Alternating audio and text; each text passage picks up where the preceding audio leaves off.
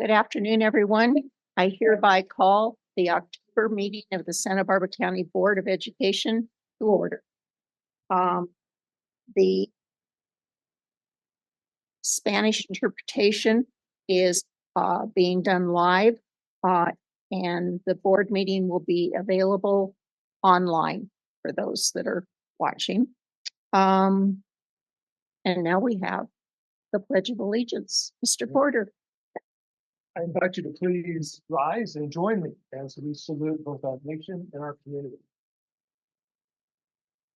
I pledge allegiance to the flag of the United States of America and to the republic for which it stands, one nation, under God, indivisible, with liberty and justice for all.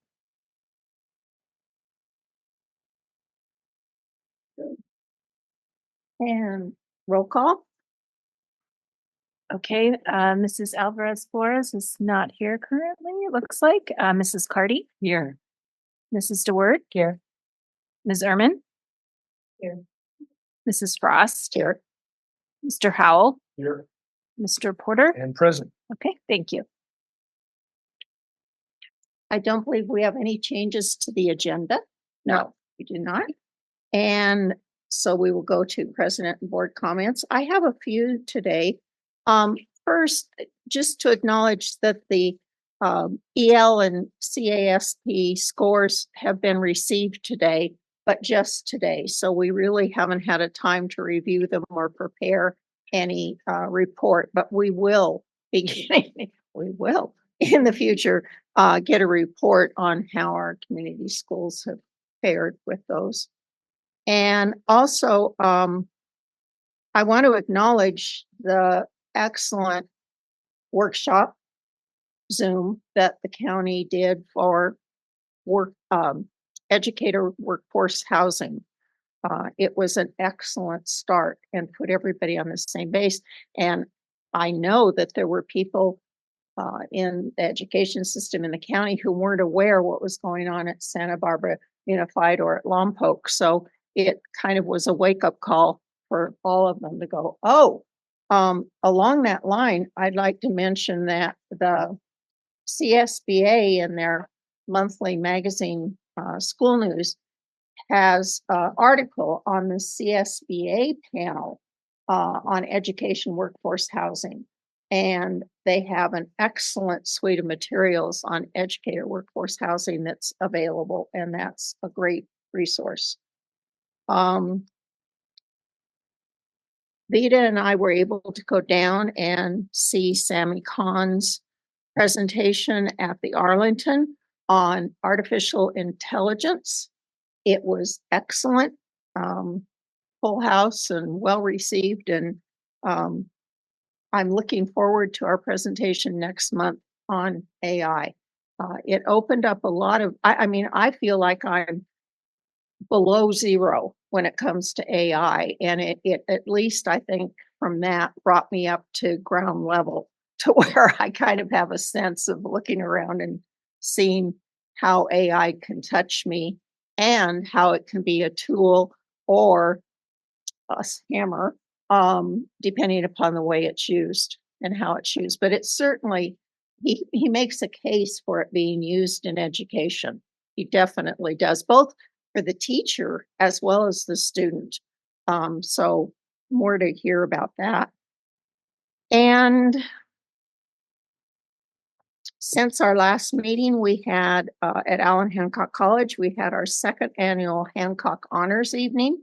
It was a lovely evening out on the plaza.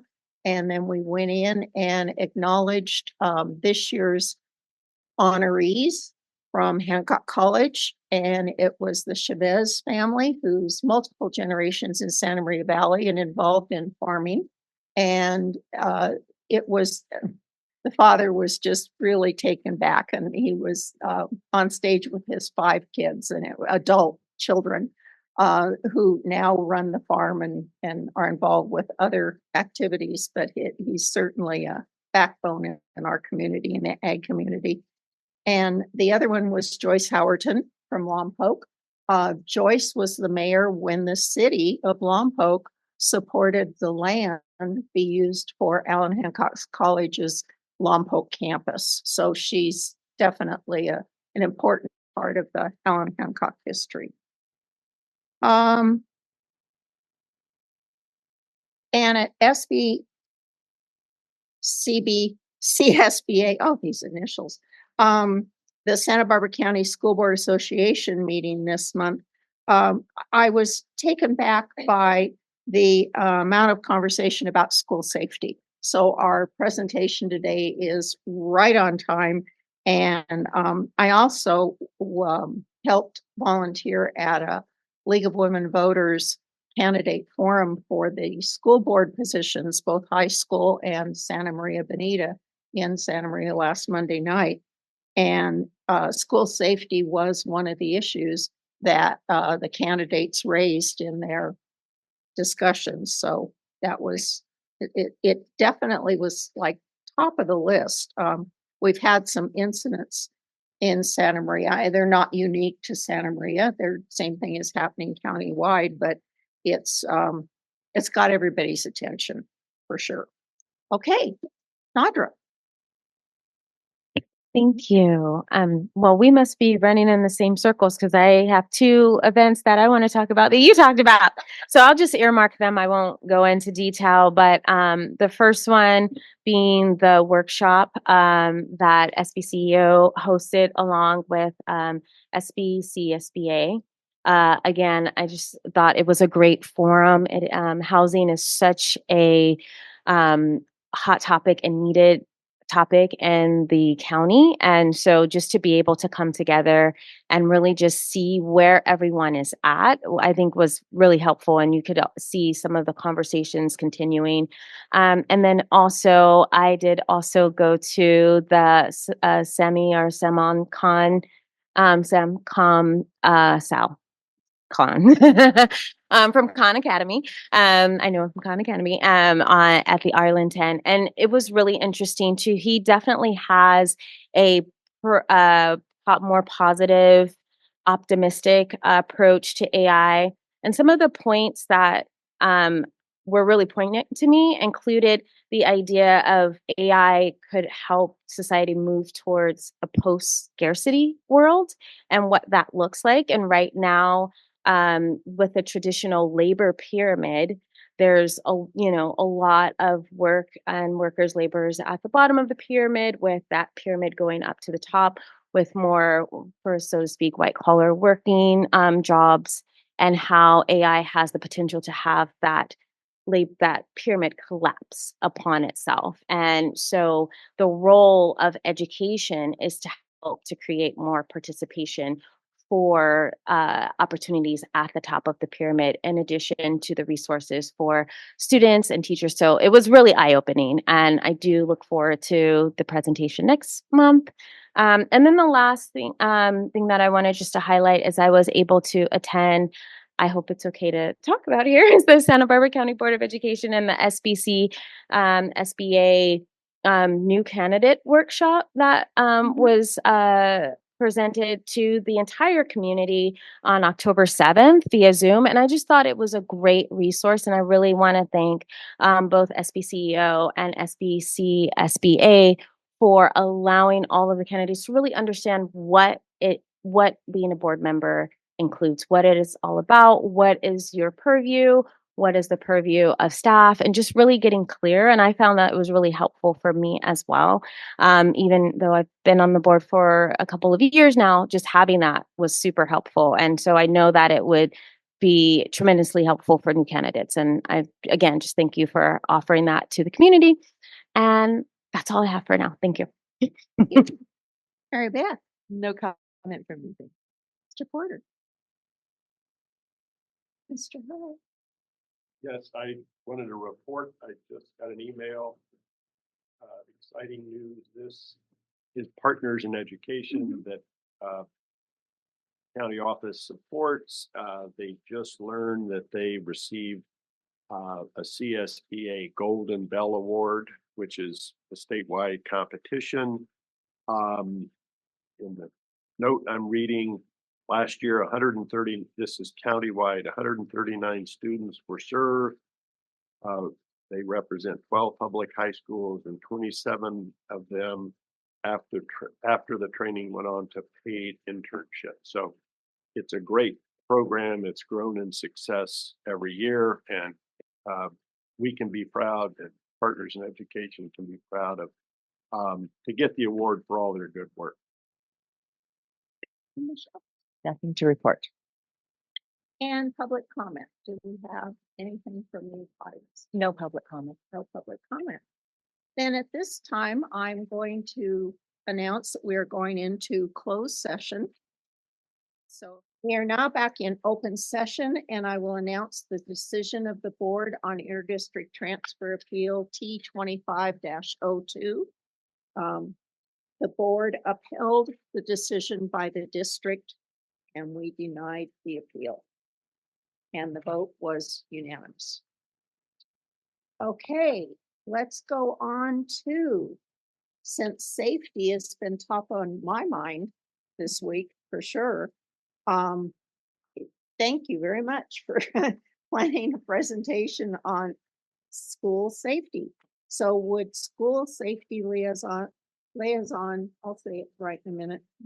Dennis Thomas, please provide us with your report, sir.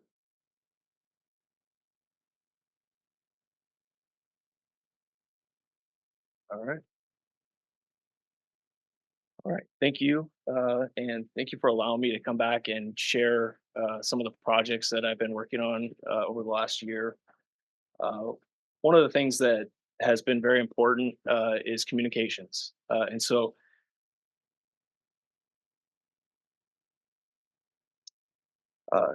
over the past year, I knew that when I joined SBCEO that one of my job roles was going to be improving communications between school and law enforcement. While I had the necessary experience in both fields, building trust and effective communication channels was going to take time. Over the past year, I've focused on building relationships with schools and our school partners. I made myself available by phone, answering calls promptly and emails promptly, making myself available to visit sites whenever possible. This approach has led to superintendents and principals reaching out for advice, allowing me to assist them with problem solving, various situations. And on some notes, on the same note, I've also had law enforcement reach out and ask for advice. During our rainy season, many of our schools were affected, leading to a rare one-day closure. This was my first major opportunity to collaborate with Cammie Barnwell. As you know, she is our SBCEO Communications Director. We quickly formed an effective partnership with me gathering information and Cammie prepping messages for our schools and our partners. Her expertise in communication has been invaluable. We successfully navigated the storms season, and soon after we faced other challenges. One to note was a recent school threat. Law enforcement notified me of a potential threat and requested my assistance in identifying a student and where he went to school. I, of course, informed Dr. Salcido of the situation, and then I began the process of contacting the school site. While Cammie began prepping a message to support our school.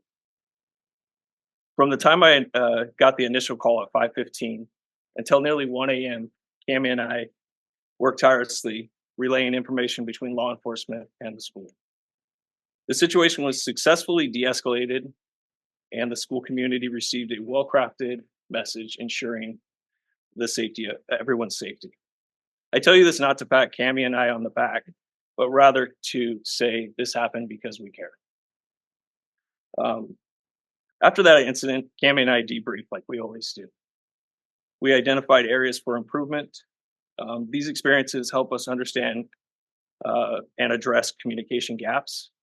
Moving forward, County Dispatch has added my contact information to every school within their jurisdiction and to ensure that I am notified when a call comes out. Today, I've received 5. Nothing serious, thank God.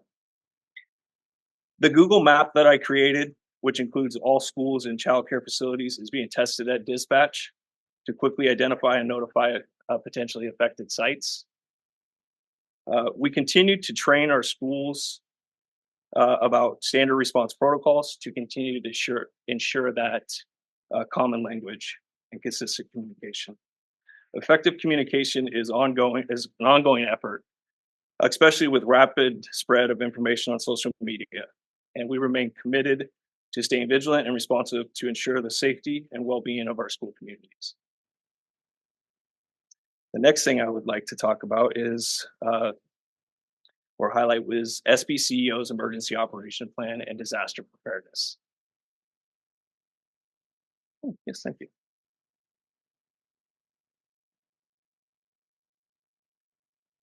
Recognizing the need for a comprehensive review of our safety plans, I formed a SBCEO safety team several months ago. Our goal was to assess our current status and identify areas for improvement in our safety and disaster preparedness efforts. As we delved into the project, it quickly became clear that a significant overhaul was necessary. With the invaluable assistance of professionals from SBCEO and other organizations, we began evaluating what was in place and what was needed. Our primary objective was to transition the emergency operation plan into a digital format and align it with today's practices and technology. To understand the specific needs of each location, I visited all 9 SBCEO sites. Each site, including our newly obtained buildings, required specialized attention to ensure their safety plans were tailored to meet their unique requirements. We are restocking supplies at all 9 locations with new disaster preparedness equipment, including water, food, and other essential safety items. Additionally, we have purchased handheld radios for all sites to facilitate effective communications during emergencies. With the support of Dr. Salcido and in collaboration with Cami Barnwell and her team, we have begun rolling out staff ID badges. These badges feature employee photos, names, and also the standard response protocol provides a quick way to identify staff and ensure site security. Our emergency operations plan is based on the Incident Command System, or ICS. We are currently solidifying the Incident Command team and the emergency response teams for each of the 9 locations. This process will include training drills to prepare the teams for deployment in the event of an emergency. We anticipate rolling out this plan in the beginning of next year.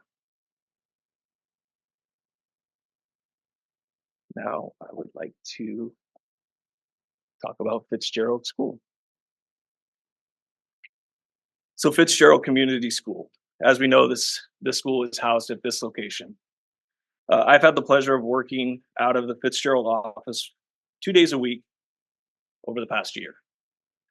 I've had the chance to reflect on my time as a school resource deputy, experiencing both the things I missed and those that I didn't. Honestly, I just really miss the interactions with the students. So while I'm on site, I always offer my assistance whenever it is needed. Oftentimes, this looks like or is me providing support with information or ideas. Although at one point I did have the unfortunate opportunity to help break up an altercation between a couple of students. After helping to de-escalate the situation with the student, I had a very short but great conversation with him. I have a special place in my heart for kids who attend schools like Fitzgerald. Additionally, I had the opportunity to review the check-in process at the beginning of the day a couple times last year. Renee Wheeler asked me to put together a guide for staff and students to follow when they arrive at school. The goal of this guide was to ensure safety and well-being of everybody at Fitzgerald. If followed, we should see a reduction in law enforcement calls for service and an increase in overall safety. I know so many of you value and support Fitzgerald students, and I just want to say thank you for that.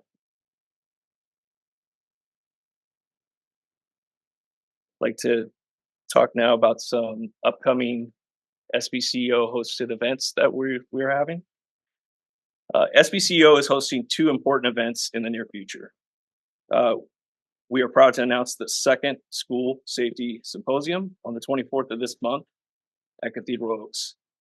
This event will bring together first responders, school leaders, districts, early care and childhood education partners to discuss student release and reunification after a major event.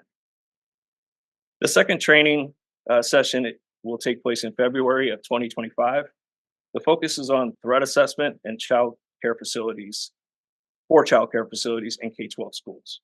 There will be two available dates for this training, one at Orchid Union School District and the other at SBCEO Cathedral Oaks. Both sessions are the same material. It's only one training is needed. Informational slides that I'm leaving you with. That is my presentation. However, I am leaving you with some informational slides. And what those slides consist of is completed projects, ongoing projects, data, and future endeavors. One thing I feel very confident to say is that our schools are still the safest place for our kids to be. I just want to say thank you for your attention and support as we continue to enhance the safety and preparedness of our organization and the school communities we support. Thank you very much, Dennis. I appreciate this. And I'm so glad to see that you're adding to your list on training. Excuse me. That you're duplicating the same training in both North County and South County. It is very difficult to take, especially safety personnel, off of our North campuses to send them down for training in South County. It's just, they're too far away and it takes too long. So I greatly appreciate that. I had one thing that I meant to mention when I talked about the school board candidate forum and the board association meeting when it came. I flat for as too many times parents send story messages along, and we've all played that game. You telephone, and by the time it gets around, well, it's exactly you post things. So don't repost it, report it, and let it get put in the proper context. So. And that phrase came from Raquel Zick, who is the PIO for the sheriff's office. She and I were on the phone, and she said that, and it just stuck. And she stood behind it. Yes, So absolutely. I really like it too. And then also, would you share with the board our conversation on the difference between security officer and other? Yeah, sure.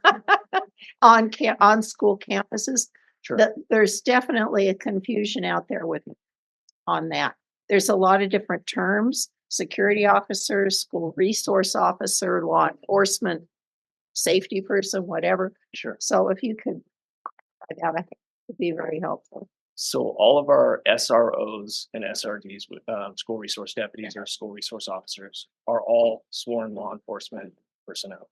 They hold 100% police officer powers, and they're assigned to the school as a collateral assignment. So they go in uniform, clearly identified. They carry all their tools. They're obviously provided a law enforcement vehicle and have the department be behind them if they need it. A security officer is going to be someone who also may wear a uniform, but not going to have the tools. They will not be armed, at least at our schools. Generally speaking, they will not be armed. And I don't know any armed security that we have in any of our schools other than law enforcement. And they are more of a deterrent and eyes for law enforcement to report back if there's an incident or situation. It's very helpful. Other board questions, comments? Joe?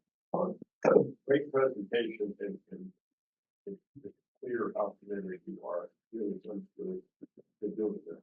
Really appreciate it. On the school resource officer, I may be thinking of areas other than Santa Barbara. Typically, school resource officers, one offices are Yes. high school campuses are like school by school decision to do what one and don't want what they can do now. I think ultimately that decision probably comes from the district, and then they would contract with whatever agency has jurisdiction. And I would hope that school sites have some sort of say in that. However, again, I think that decision comes from the school district. They decide the contracts.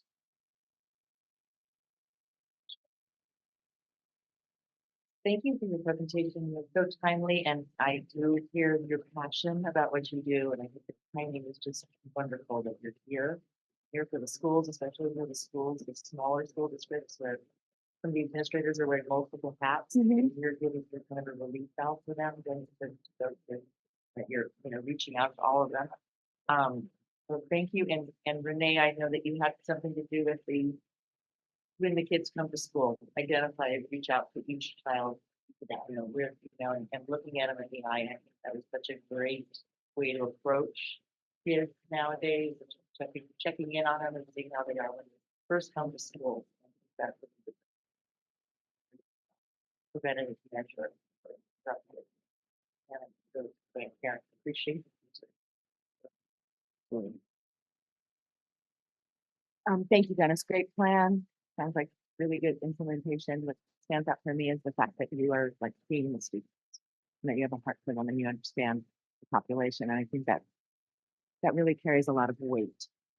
And I think that creates a much safer culture and feeling of belonging. Thank you for that. Where are you out? The rest of the day here. Yeah. So I'll try to be relatively concise. As part of the emergency operations plan, is there a time when SB CEO would stand up an emergency operations center of its own? For example, in some sort of large scale issue, huge fire, tsunami coming in, something that would affect potentially all or a big chunk of it. And I guess that could be answered by either one of them. Yeah, and I'm happy to answer that. And the answer is yes.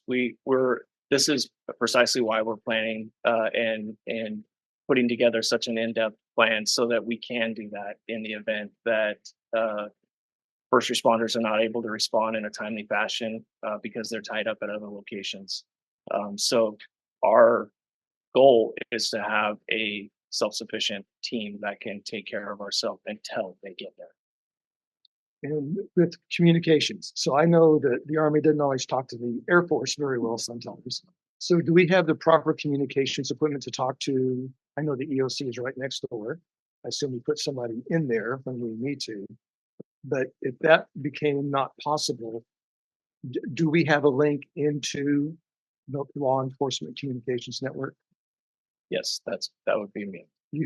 I mean, that's you, but do we have the right radios? Do we have the right system, the right technologies? Yes, I am able to communicate with law enforcement by radio, by phone, and so the answer to that question is yes. And it sounds like you share some of my frustration with Air Force and other branches of the military not communicating as well as they should. Yeah. But yeah, that's we do have that capability. Okay. An incident happens. Maybe not in SB CEO school, but a school that we would have a concern about for whatever reason.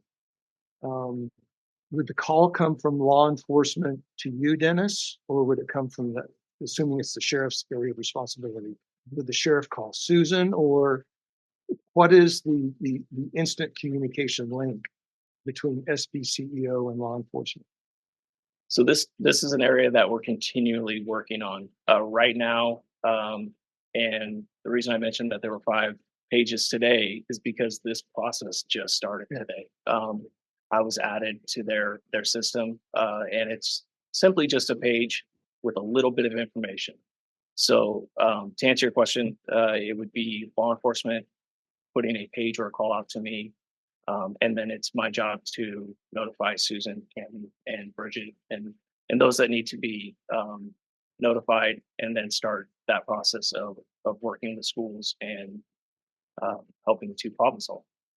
Okay, we have all kinds of locations scattered around the county. You already kind of addressed that, the different law enforcement agencies. So are you confident at this point? And I know you've only been doing this for years, so I'm not hammering you at all. But do we have a link with every single law enforcement agency, the sheriff's office, which also covers the Valley and Goleta, Santa Barbara Police Department, Carpinteria Police Department, Santa Maria Police Department, Lompoc Police Department, etc.? So to answer that question is in some cases I have direct communication through the radio with those other agencies. Some agencies are digital, and so that capability, they have to release that ability to communicate with them, and that's not a common practice.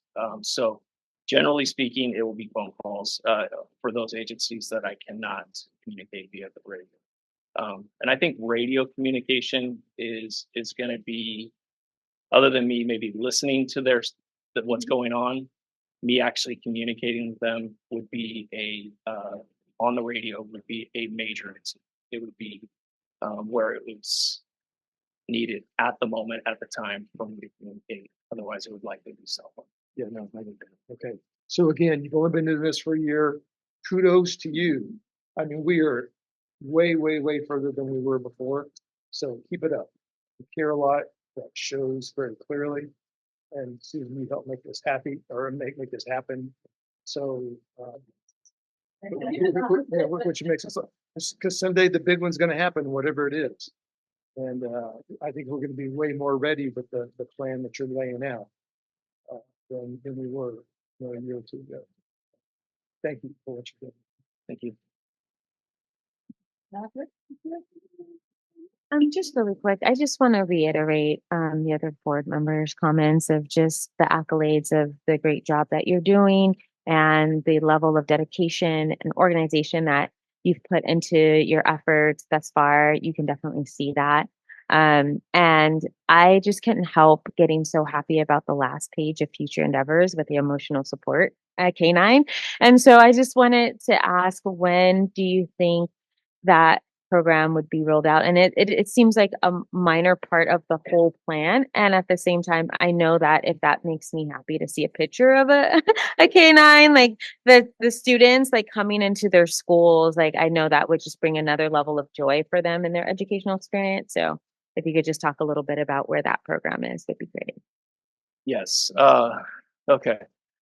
So that picture was a representation of the dog that I had when I was at the schools. And Dougie has since passed away. He passed away right before I started here. But I am a huge advocate for emotional support animals in schools. It was an absolute game changer for me. I can't even, it's hard to even tell you how much that dog and him as a partner just really shaped the way I moved through the schools, and the relationships that he made with students by stealing their lunches and just roaming into classes and or just laying on the floor with kids when they needed emotional support animals. So I wish there was a program that I could say is coming. I know that is being talked about with law enforcement agencies. They are bringing on dogs, but generally they're going to be private dogs that come in with a handler, and it'll be hit and miss, just every once in a while. But I sure hope maybe that's something that can help me forward. My two things. One is make sure you have dog food in that emergency supplies and a few tennis dog treats. Yes. Probably more treats than food. And the other is my dog and I met Rusty at the park, and his owner, who I don't remember his owner's name, but his owner takes Rusty to schools. He's invited in to the schools, a golden retriever, big golden retriever, and just as docile as he could be, except when Bandit or Benson tried to steal his tennis ball. But other than that, no, I didn't know that that was happening now at all. So and he's a member of a group that do visit the schools with dogs. So it's there. Just needs to work. Susan. Thank you so much for allowing me to make a comment. And Dennis, thank you so much for the presentation. It was just spot on. And I know that you can all feel that this Dennis has not only the right credentials, but he's the right human being for this position for us in Santa Barbara County. And I just truly appreciate you, Dennis, every day and our team. Dennis mentioned Cammie Barnwell, and we wouldn't be able to do this if it wasn't a partnership with communications. And then Bridget and the team within student and community services. I want to say that that is as the base, because what happened in terms of Mr. Porter, your question about communication, clean communication with law enforcement, I really appreciated that our law enforcement partners had said to us, we had been thinking about it, and Dennis had been thinking about, ooh, I wonder if I could get radio communication. But being a civilian now, it's just a little different. And as we were thinking about it, we had a meeting with the sheriff's department, and they said, you know, we know Dennis. What do we think about providing a radio so that he can communicate with law enforcement? So it was a very collaborative idea, but it was based on them knowing who Dennis is. So I say that it just wouldn't have happened as fast, I think, if it wasn't for him. The other question that was raised today about how does it flow, superintendent to who or sheriff to what? And I will say that every situation has had a different flow. And I think it's not for lack of trying to have a smooth flow, but rather it is so dynamic. Who is there? Who's responding? Who knows whom? It's really fascinating how these puzzle pieces come together. And so I think that's the work that Dennis was saying. We've got work to do, which we're eager to do. I would just ask our board if there's something to do with this. One, I so appreciate the support and enthusiasm for and recognition of the need for this work. But should you see a law enforcement partner out there, if you talk to Sheriff Brown, any chief of police, we do meet with the law enforcement chiefs and give updates like this. But your thanks to their group, thanks for their partnership and advocacy for continuing to support schools with their trainings and just leaning forward into this would really, really help. And I say that it's not loaded. There's not a slip of commitment from law enforcement at all. Just to continually put it on front burner for both agencies would be so, so helpful. So that's a request for you as you see law enforcement partners. I see you have a comment, Mr. Yeah, Porter. so I think this is where we can really see value in SBCEO. You have no authority over the districts except in certain minor circumstances. But to provide the leadership and the guidance is extraordinarily helpful. And at some point, I would hope the board would be able to be a part of that as well, through the County School Board Association or whatever, as we further build out this system, just to make it really as strong and resilient as we can. Thank you so much. If I could step away with just saying that I echo everything that Susan said, and the team that I work with is amazing, and I would not have got as much done without their support. So thank you. Thank you so much. And are you a truant officer also? Because we have a truant board member here. Who's trying to sneak in now? I am not anymore.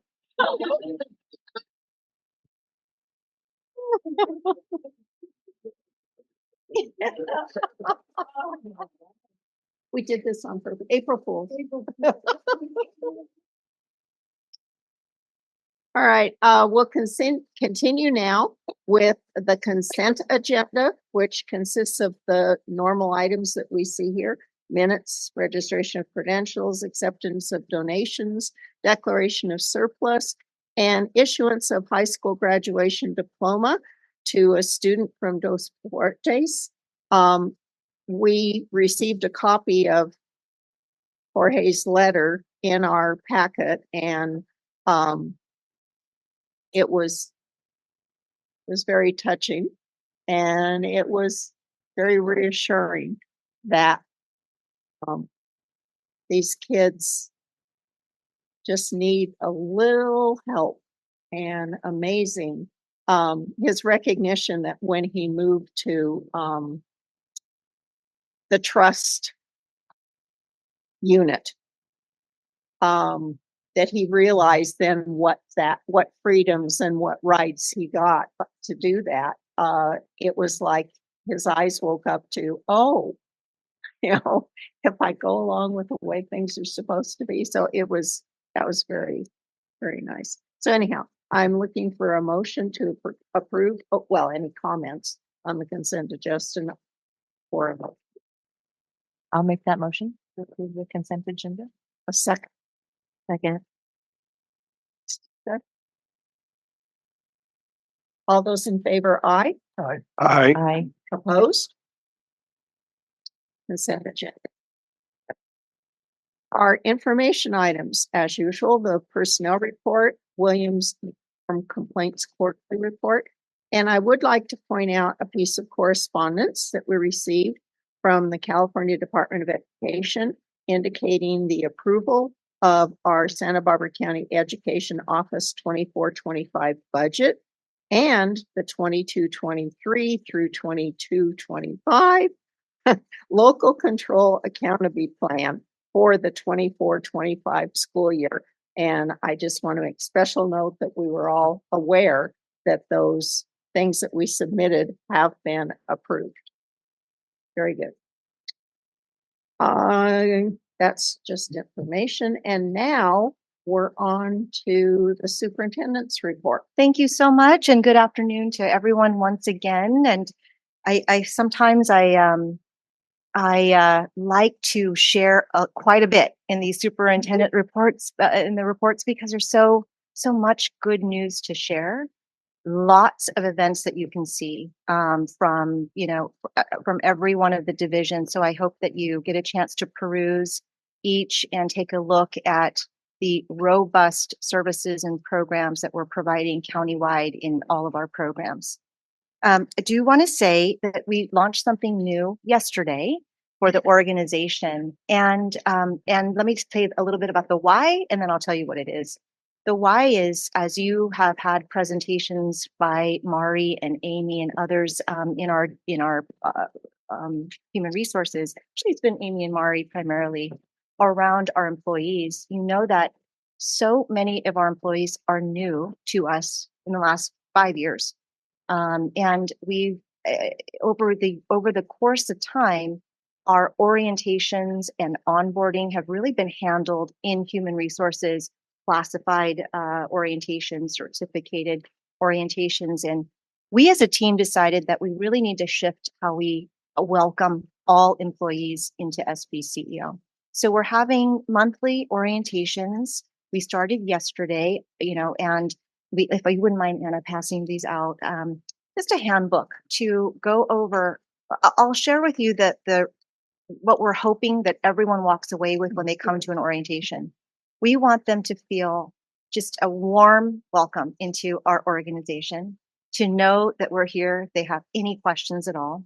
And we want to have them really understand what it means to be a member of SBCEO. And we know that sometimes it's confusing. What do county offices really do? And it's an opportunity for us to share SBCEO, our services and programs, what service and leadership means. And yesterday, I would say it was just a pleasure to have this inaugural orientation, and we're going to continue them at planned date each month throughout the year, welcoming all of our new employees onboarding. So wanted to announce that.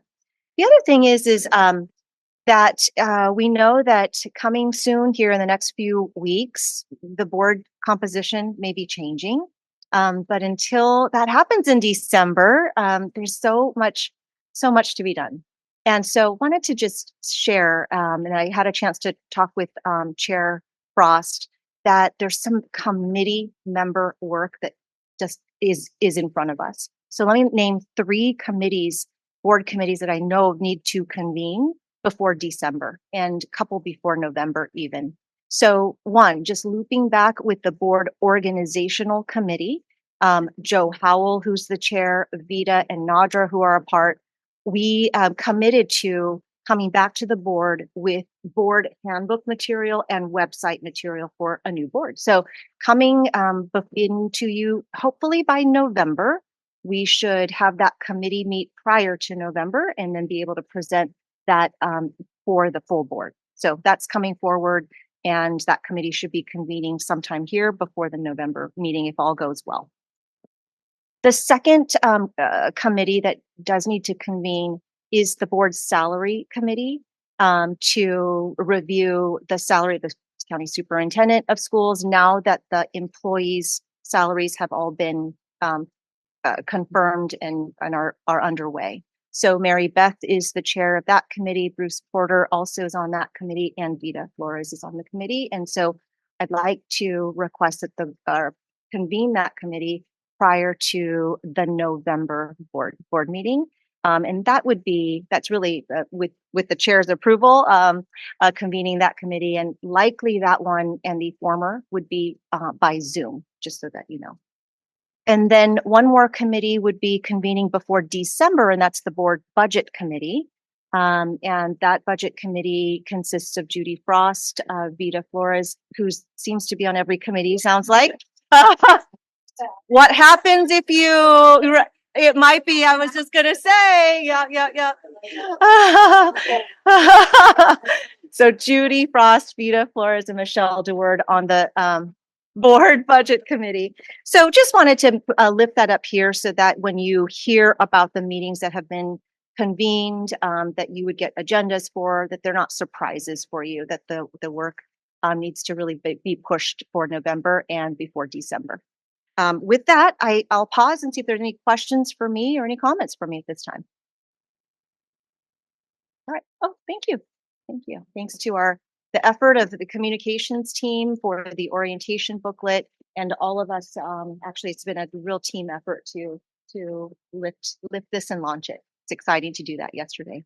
Thank you. That's the end of my report.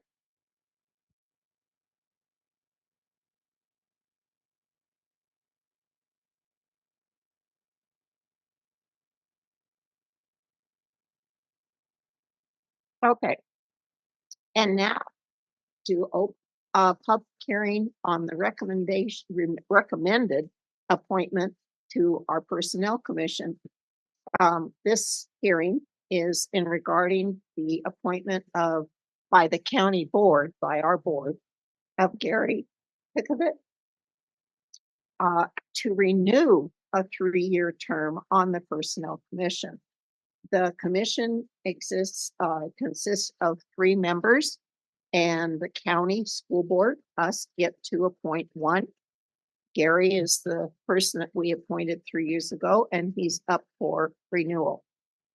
Any public comment? Anyone care to speak to this matter? Not really a member of the public. Amy Ramos, Director of Human Resources. I just wanted to say, because Garrett asked me to, that he regretted being unable to attend today. He had his wife had a doctor's appointment. We know how hard those are to reschedule. So, but he has proudly served SBCEO for many years as an employee. He served SBCEO for 40 plus years as an employee, and has also been a longtime personnel commissioner.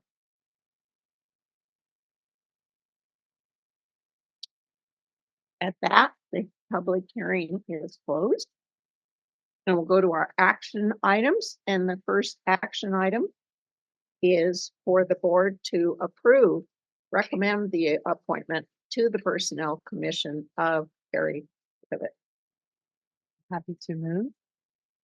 Mary Beth moves. I will second. Any comments? I will just say, I think we're so fortunate to have someone like Gary, who was an employee and was so effective in that role, and his willingness to stay on. I think we get the best of his institutional knowledge. So I enthusiastically second the motion. All those in favor? Aye. Opposed? Motion passes unanimously. And now we have some resolutions, which will require multiple roll call votes. The first one is a resolution to adopt proclaiming October 23rd through the 31st as Red Ribbon Week. Yeah, Tweety Pie here. As Red Ribbon Week. Honest, it's just water. It's just water. As Red Ribbon Week in Santa Barbara County. Any comments?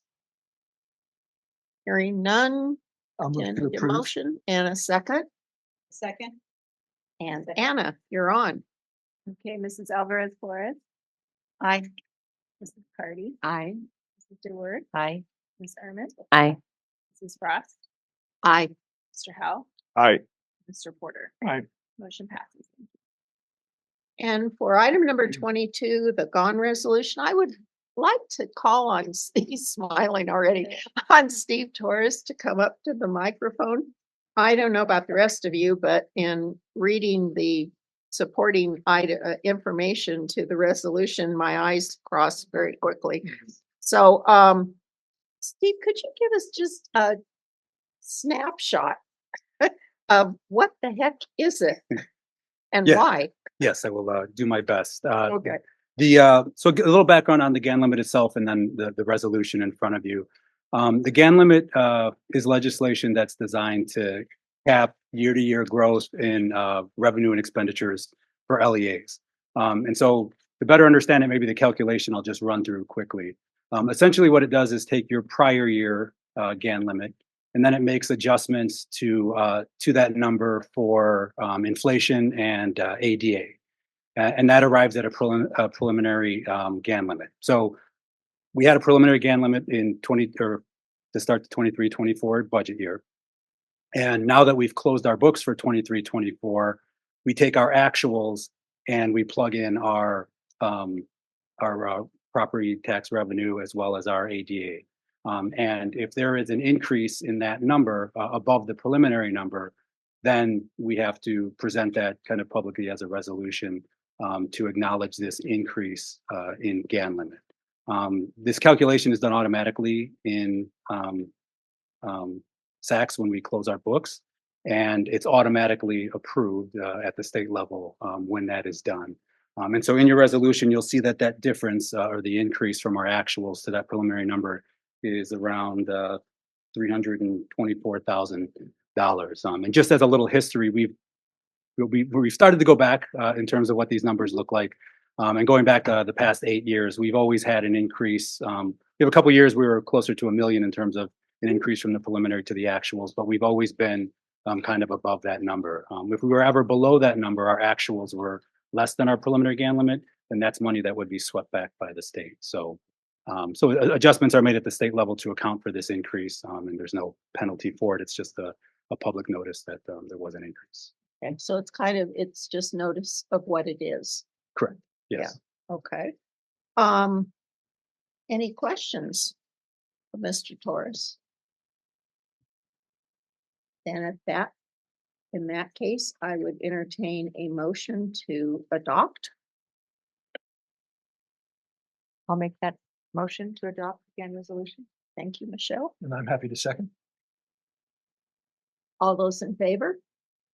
Aye. Opposed? It's roll call. Oh, roll call. Thank you. Okay, I'm Mrs. gonna Alvarez, Aye. Mrs. Cardy, Aye. Mrs. DeWord, Aye. Ms. Erman, Aye. Mrs. Frost, Aye. Mr. Howell, Aye. Mr. Porter. And I. Thank you. Motion passes. I apologize. I am having a day. Item number 23. Thank you, Mr. Torres. I appreciate it. I understand it now. Your explanation was much better than all those numbers on those schedules. Recommended adoption of a resolution to authorize to enter into agreements with the California Department of Education for early care and education services for 25 and 26. Bridget is here if we have any questions on this resolution. If not, is there anything, Bridget, you feel that we need to know about that you need to add to the information? Okay. Right. Okay. I need a motion I will move to adopt. and a second. I will second. Roll call. Okay, Mrs. Alvarez Flores, Aye. Mrs. Cardy, Aye. Mrs. DeWord, Aye. Ms. Ehrman, Aye. Mrs. Frost, Aye. Mr. Howell, Aye. Mr. Porter. Aye. Motion passes.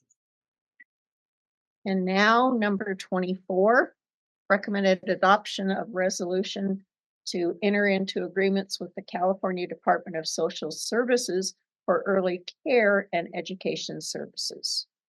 And again, if we have any questions, Bridget is here to fill in the blanks. If not, I'll entertain a motion. I'll move to adopt. Second. All those in favor, roll call. Ms. Alvarez Flores, Aye. Mrs. Cardy, Aye. Mrs. DeWord, Aye.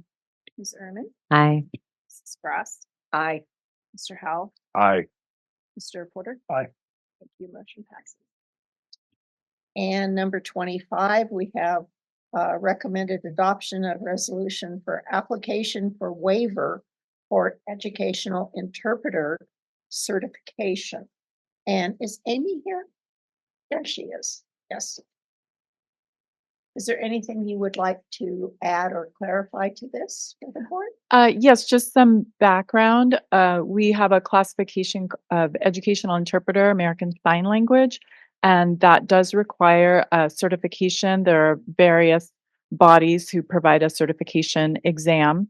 And to be certified, you have to achieve a passing score on one of those exams. The exam is very challenging. Many people need more than one attempt in order to pass it. And also, it's sort of like the bar exam, where you take the exam and then you don't find out your result for many months because it has to be, it's not something that can be automatically scored by machine. People have to sit and watch your videos and score it. And so we sometimes hire people for interpreter positions on a waiver, which we have to apply to the California Department of Education for. And so we have to apply for the waiver, and it seems like every time we apply, they kind of want more documentation. And so this is something that we've done routinely over the years, but they are now very firm, even though we've made it clear that we are a county office of education and the superintendent is the employer. They still want a board resolution. So that's why we're here today. That was very helpful. Thank you. May I hear a motion? Approval. Second, Second. roll call. Okay, Alvarez Flores, Aye. Mrs. Cardy, Aye. Mrs. DeWord, Aye.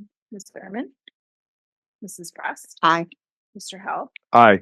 Mr. Porter. And I. Okay, thank you. Motion passes. And number 26, recommend approval of the Arts, Music, and Instructional Materials Discretionary Block Grant Expenditure Plan. And the materials were included in our book of how this has been developed and what the plan is.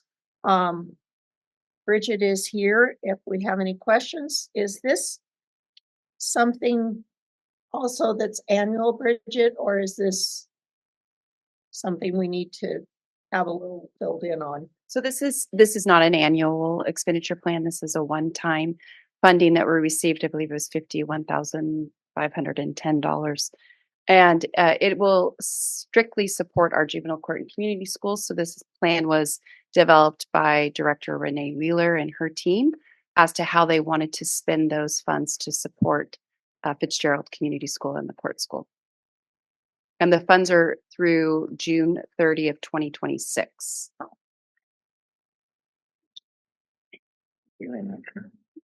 Are we having a block party? We can all, come and enjoy. Any questions from the board or clarification on this? If not, I'll entertain a motion. And I'll second. in a second. Any other comments?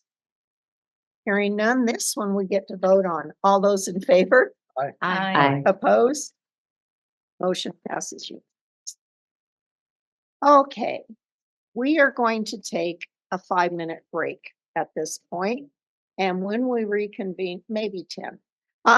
And when we reconvene, we will be in closed session for a conference on our real estate property negotiations. So let's see, it's about 3:35, give or take. So let's say 3:45. We'll be back and reconvene. Thank you.